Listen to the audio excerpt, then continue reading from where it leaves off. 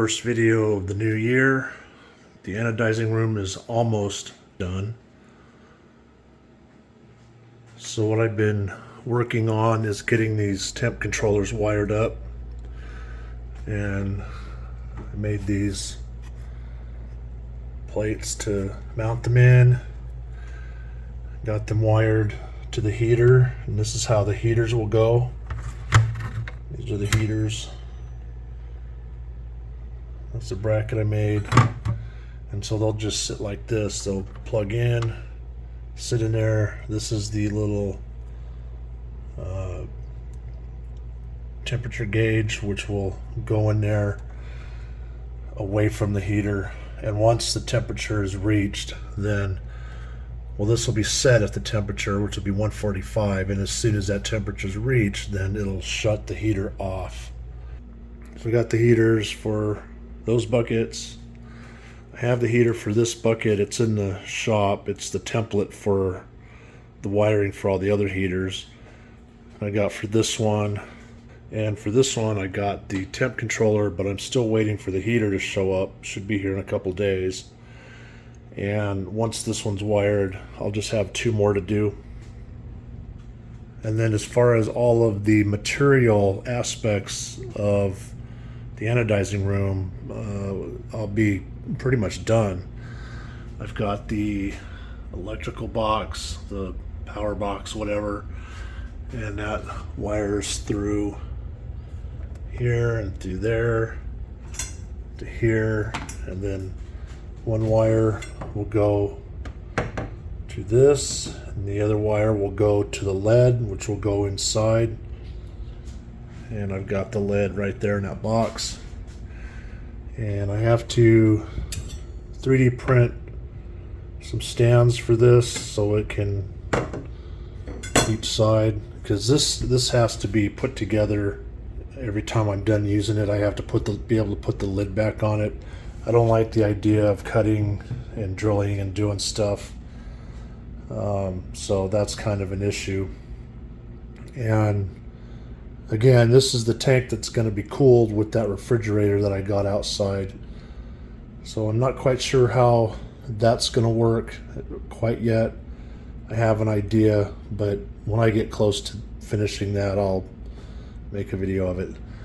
So pretty much I've got the other blanks. This is the things for the controllers. This one, maybe it's for that one, I don't know, but that's what that is. So yeah, I'm pretty much done.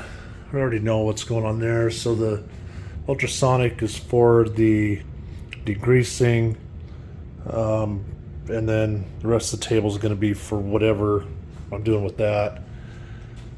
The desmutting tank, I can't remember the chemical that goes in that tank for etching the aluminum, and then the rest of those are just dyes. And that's my rinse bottle to rinse off of each station. So that's pretty much it. Nothing much in here. So as far as that goes, I promised a big reveal coming a while back. So I'm ready for that big reveal, and I'm going to show it to you right now.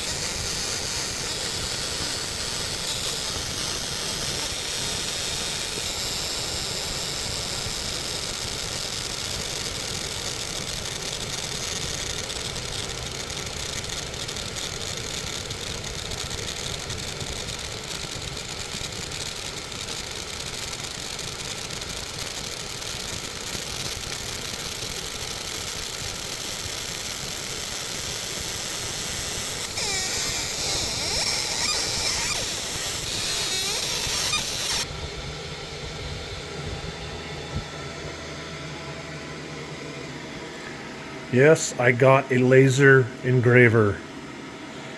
It's a fiber laser.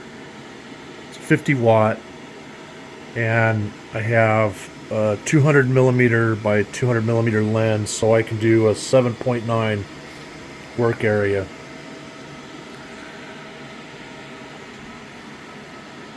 And this is the big reveal that I had promised I would go over a while back. It's just taken some time to get set up. I had to get the computer going. That took a while. I had to buy a new hard drive. And I actually needed to get 2 hard drives because I needed to back up all the files on the previous hard drive. So I got the computer station set up. I had to run the electricity. That's 240 volts.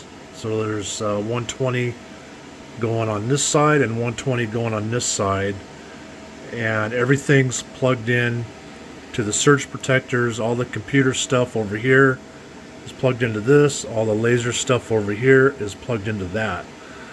And the reason I wanted the 220 or 240, I mean, is because I didn't want, to throw breakers and suck watts out of, the computer and vice versa. So that's what I did there. As you can see, I can do certain things with the laser, like polish or put, whatever type of surface on metal. This is a bar of aluminum I got. I did that earlier. So I did the backing surface, as you saw first.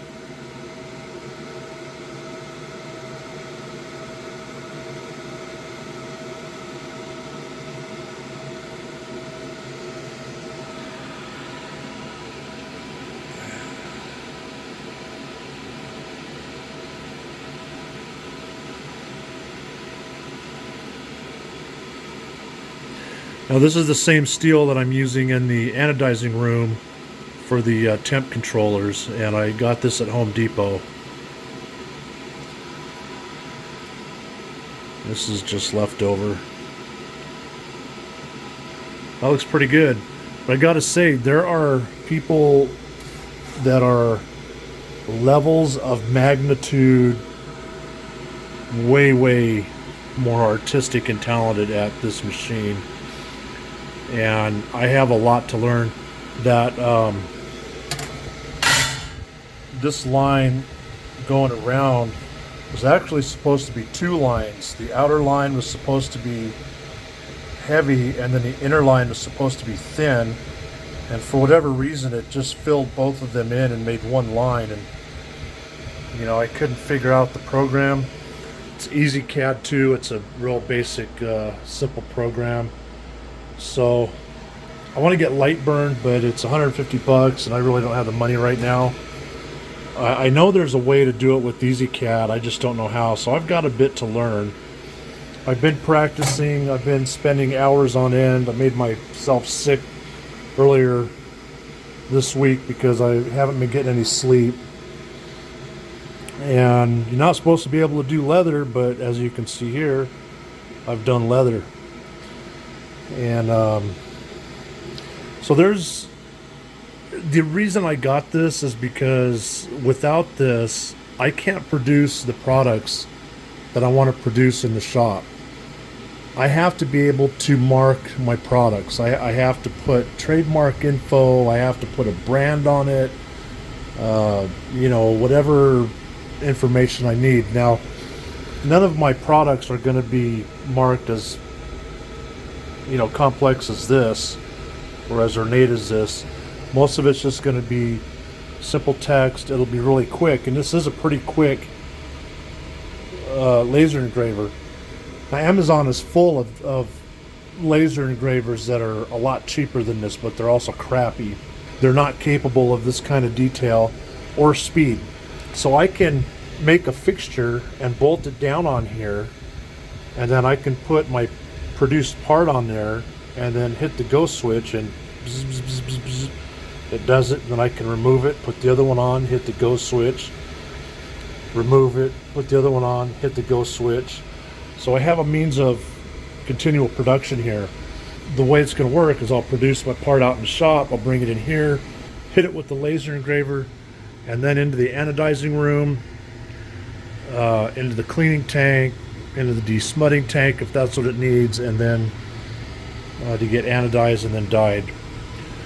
And so that's where I'm at. And the interesting thing is that there's a lot more I can do with this, and I'm going to do more. You know, I can make plaques and signs and stuff for people like that. I've been thinking I can do engraving on gun parts like slides, pistol slides. I can, make these patches. So I've got some research to do. I got to be able to cut them square and burnish the ends, and there's some leather tools I can get to punch out the stitching area. And I've got a whole bunch of ideas for leather patches, and I want to go and this summer do the gun shows locally here.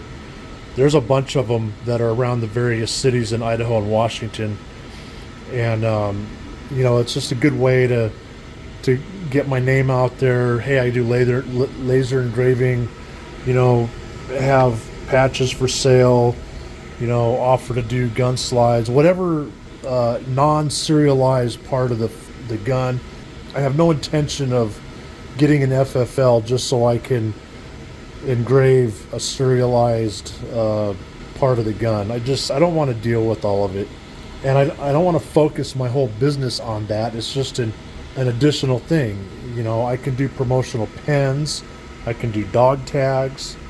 There's just so many things that you can do with this, like the industrial nameplates for machines that have serial numbers and all that stuff. Those are a big thing. And I know some people, they make them like they were made back in the old days, and that's the way they want them made for their machine. But there's also people that don't care, and they'll have one laser engraved and they look identical. You can't tell them apart. In fact, in many ways, the laser engraved is much cleaner and a lot better looking than the old school ones. So I'll do that. There's just a lot of stuff, and so I'm just kind of writing down and thinking about everything that I can do with this laser engraver. There's a lot of different materials that I can engrave. This is a fiber laser, so it's mostly for metals, but as you see, I can do leather, I can do plastic, ceramic, granite, and stone. Just a lot to think about. But yeah, this is the big reveal. This is not a cheap machine. I think that this is really what's going to make my product stand out, because the branding is everything. I know I haven't talked about my product. I've already got some prototypes. I've been using one of my prototypes, and I actually engraved it and I branded it with the branding that I've come up with. And I mean, it's like night and day. It's like a whole different looking product, and it really makes it stand out having the branding engraved on there, and it looks really good.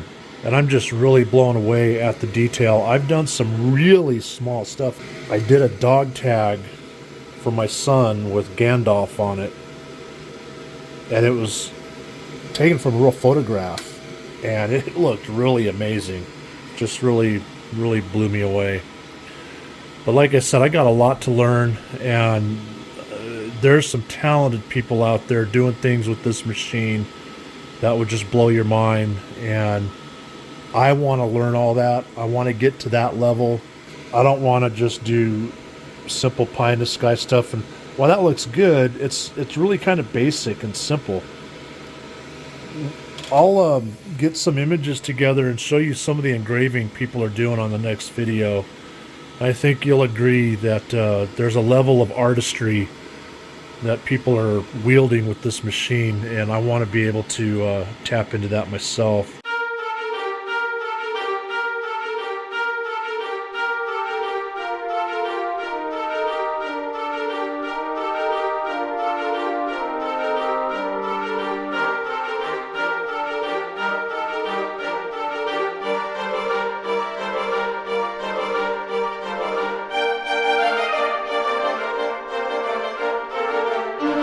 I'm almost there. I'm at the starting gate. I just got a little bit more to do to get my business off the ground. Then I'll be rocking and rolling. You know, things are really tight. Inflation's kicking me in the pants right now, as well as some other things. There it is, folks.